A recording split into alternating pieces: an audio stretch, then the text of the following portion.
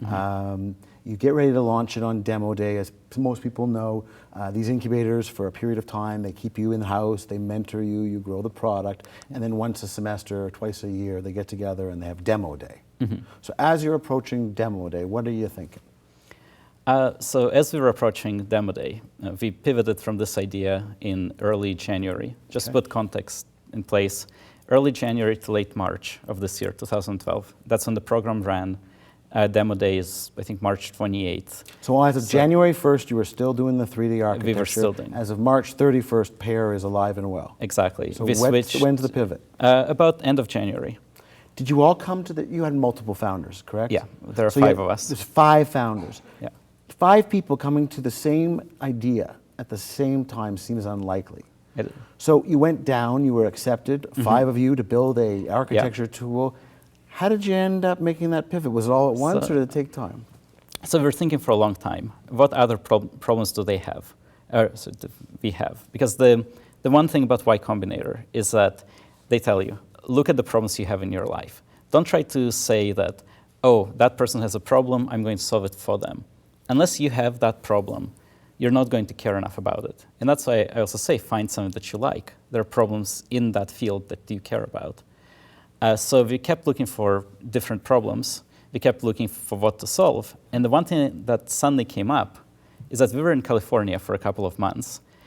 And our girlfriends, they were all back in Canada, some in Toronto, some in Vancouver. So we were in long-distance relationships. And there was no good way to communicate. It was either texting, iMessage. Yes, you have Skype, you have FaceTime for face-to-face. But you're not together at the same time. There was no good way to truly communicate. Like, yes, you can send texts, but really what we wanted, one of the very, very early ideas was one of the founders, Oleg, saying, oh, we're working so hard, and she keeps trying to talk to me.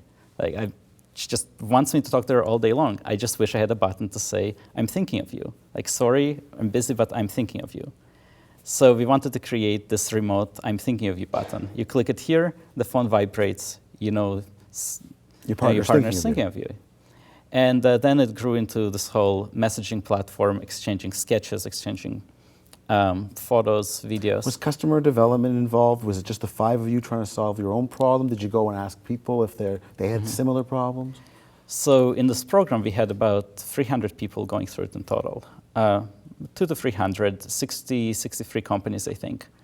And most of them were also in long-distance relationships. A lot of them came from different parts of the US, some people from Australia, some people from Europe. So we had a perfect group of guinea pigs for testing this app. There were plenty of long-distance relationships. Now, one caveat is that we really did not try to make this app a long-distance app. It's extremely useful if you're in the same city, if you work at different places. That's essentially long distance. You're not together. But the original inspiration, long distance, was the perfect use case. We had a perfect group of customers to test it on. And the bar that was set for launching, we kept going back to Y Combinator. Like, we have this thing, people are using it, other people here in the program like it. Should we launch? And Paul Graham, very specifically, it was him. It's like, all right, do your girlfriends love it? If you were to take it away from them today, would they complain? And he's like, just turn off the servers, make the app crash, and see if they complain. So wait a second. So everything's going well, your girlfriends are using the app, everyone's happy, and your investor, your mentor, your guide says, you know what we should do? We should throw a wrench at the server, pull out the plug, and see who complains. Yeah. And did you? We did not. We did not go that far. It was tempting. As demo day approached, as we knew that... so what did you do instead? Like, I mean, what you're trying to do is get the minimum viable product. Exactly. What's the least I can release and still have anyone care? You're trying to prove that people care. We had some stats. We had one couple. The girl was in Japan, and the guy was going through the program. I mean, we don't see the messages. We can't see any of that, but we can see the aggregate stats. We can see that there are messages going through the system.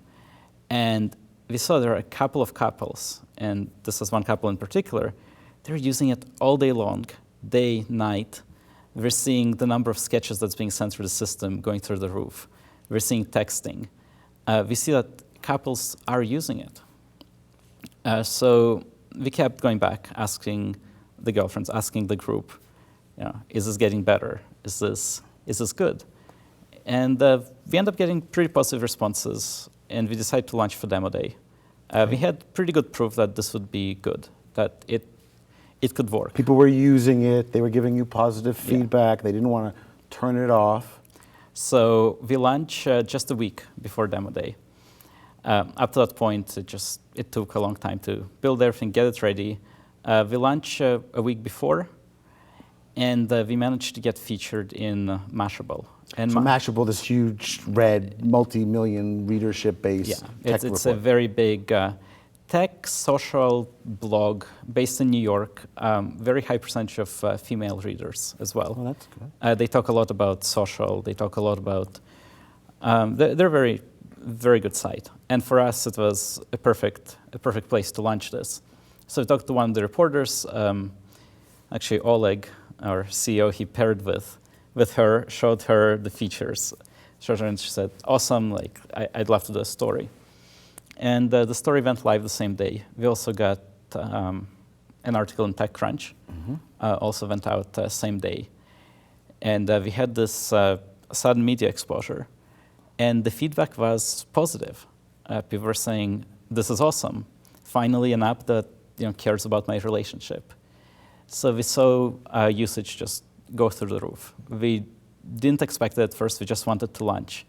Our goal was really to get 1,000 people using it. Now, 500 your goal to 1,000. was to get 500 to 1,000, but in Yeah. the first 3 days, you get 50,000. We get 50,000 users, and they sent 1 million messages in So 3 within days. 72 hours of going live, you're a massive hit. How did that feel?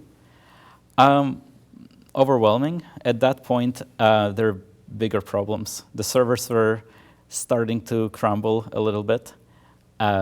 We still had to figure out exactly our pitch for Demo Day. It was a bit surreal, but there were almost bigger problems. We had to keep things going.